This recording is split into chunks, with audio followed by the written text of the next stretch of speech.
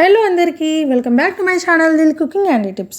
ఈరోజు వీడియోలో సేమియాతో ఎప్పుడు పాయసం, షీర్ కుర్మా ఇంకా సేమియా కేసరి మాత్రమే కాకుండా ఇలా హల్వా కూడా చేయొచ్చని మీకు తెలుసా?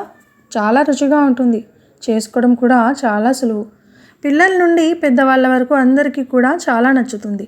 తిన్న వాళ్ళందరూ ఎలా చేశారు అని అడగడం కన్ఫర్మ్. మరి అంత రుచిగా ఉండే ఈ హల్వాని ఎలా తయారు చేయాలో తెలుసుకుందామా? సో ముందుగా నేనైతే ఇక్కడ స్టవ్ పైన ఒక ప్యాన్ పెట్టేసుకున్నాను. దాంట్లోకి ఒక గ్లాస్ వరకు సేమియా అనేది తీసుకుంటున్నాను. మీరు ఇక్కడ గ్లాస్తో కాకుండా కప్పుతో అయినా కూడా కొలుచుకోవచ్చు. సో ఇలా సేమియా వేసుకున్న తర్వాత అందులోకి 1 టీ స్పూన్ వరకు నెయ్యినైతే వేసుకొని మీడియం ఫ్లేమ్లోనే సేమియా అంతా కూడా చక్కగా లైట్ గోల్డెన్ బ్రౌన్ కలర్లోకి వచ్చేలాగా డ్రై రోస్ట్ అయితే చేసుకోవాలి. తర్వాత స్టవ్ పైన ఇంకొక ప్యాన్ పెట్టేసుకొని అందులోకి 1 గ్లాస్ వరకు బెల్లాన్ని అయితే తీసుకుంటున్నాను. సో సేమియా ఎంత క్వాంటిటీలో తీసుకున్నామో అదే క్వాంటిటీలో బెల్లం తరుగుని కూడా తీసుకోవాలి.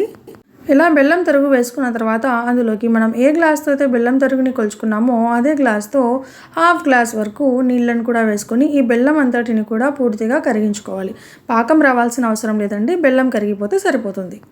తర్వాత మనం ముందుగా డ్రై రోస్ట్ చేసుకున్న సేమియా అంతటిని కూడా ఒక మిక్సీ జార్లో వేసుకొని అలాగే 2 యాలకులు కూడా వేసుకొని మెత్తని పౌడర్ లాగా గ్రైండ్ చేసుకోవాలి. సో ఇలా వీడియోలో చూపిస్తున్నాను చూడండి, ఈ విధంగా పౌడర్ లాగా చేసుకోవాలి. ఈలోగా మనకు బెల్లం కూడా చక్కగా కరిగిపోయి బెల్లం నీళ్ళు కూడా రెడీ అయిపోయాయి.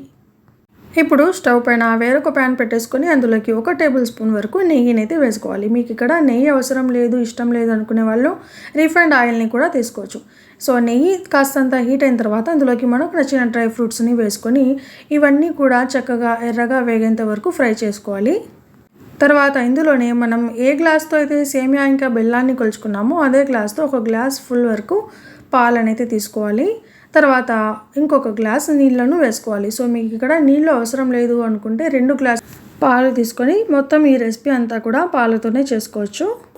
పాలు వేసుకున్న తర్వాత ఈ పాలు బాగా పొంగొచ్చి మరిగిన తర్వాత స్టవ్ ఫ్లేమ్ని హై ఫ్లేమ్ నుంచి మీడియం ఫ్లేమ్లోకి మార్చుకొని మనం ముందుగా గ్రైండ్ చేసి పెట్టుకున్న సేమియా పౌడర్ని ఇందులోకి వేసుకొని ఎక్కడా కూడా ఆపకుండా ఒక 5 నిమిషాల పాటు బాగా కలుపుతూ ఉన్నట్లయితే ఈ సేమియా అంతా కూడా కొంచెం దగ్గర పడుతుంది, అంటే బాగా కుక్ అవుతుంది అనమాట.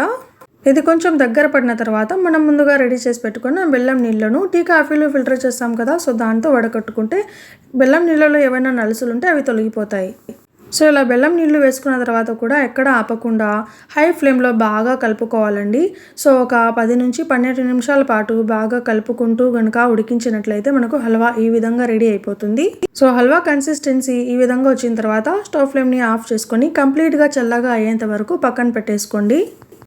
సో ఒక హాఫ్ అన్ అవర్ తర్వాత హల్వా కన్సిస్టెన్సీ మనకు ఈ విధంగా ఉంటుందండి. మరీ గట్టిగా ఉండదు, అలా అని మరీ పలుచగా కూడా ఉండదు. నేను చూపించినట్లుగా సేమియా హల్వాని కనుక మీరు ప్రిపేర్ చేసినట్లయితే మనం హల్వా రెడీ చేసి ఎంతసేపు అయినా కూడా హల్వా అనేది అస్సలు గట్టిగా అవ్వదన్నమాట. అంటే మనం సేమియా కానీ ఉప్మా కానీ చేసిన తర్వాత అది చల్లకైన తర్వాత గట్టిగా ఎలా అవుతుందండి, సో అలా అస్సలు అవ్వదన్నమాట. హల్వా కన్సిస్టెన్సీ ఈ విధంగానే ఉంటుంది ఈ వీడియోలో చూపించినట్లుగా.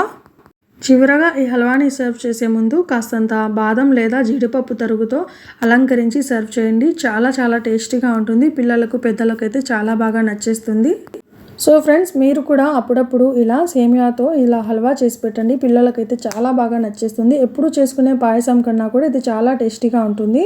మరైతే నా రెసిపీ మీ అందరికీ నచ్చిందా? అయితే ఇలాంటివి ఇంకెన్నో ఇంట్రెస్టింగ్ అండ్ టేస్టీ రెసిపీస్ కోసం లైక్ చేయండి, మీ ఫ్రెండ్స్ అండ్ ఫ్యామిలీ మెంబర్స్తో షేర్ చేయండి. అలాగే నా ఛానల్ని మర్చిపోకుండా సబ్స్క్రైబ్ చేసుకోండి.